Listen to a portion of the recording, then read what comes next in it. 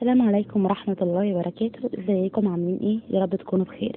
النهاردة هعمل معاكم طريقة رائعة جدا عشان استغل قشر البطيخ. دي مربى قشر البطيخ. متوقعين ان دي مربى بجد؟ طعمها حلو قوي قوي قوي قوي، ممتازة. يعني احنا ساعات بنجيب خلاص البطيخ القشر مش بيترمى، لا. فتعالوا نشوف مع بعض ازاي نعمل المربى الحلوة ديت وبكميات كويسة بدون تكلفة.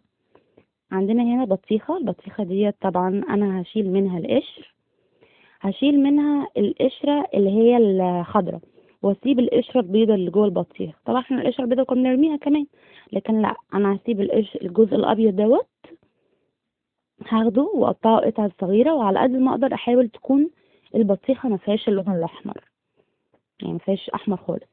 وطبعا بقى الجزء الناشف الاخضر اللي من بره دوت، من بره البطيخة ده انا مش عايزاه. انا عايزة الجزء الابيض اللي هو مقدار سنة دوت، اقطعه قطع صغيرة واخده بقى كله بنفس الطريقة. بعد كده هحطها في حلة او صينية كبيرة على النار، معاها شوية مية وشوية كمية كويسة من السكر، وعصرة كاملة ليمونة كاملة، او رشة من ملح الليمون. انا حطيت صراحة نص معلقة صغيرة جدا من ملح الليمون. وتسيبيها بقى تغلي على النار لغاية ما تخس وزنها وتلاقوها خدت القوام ده.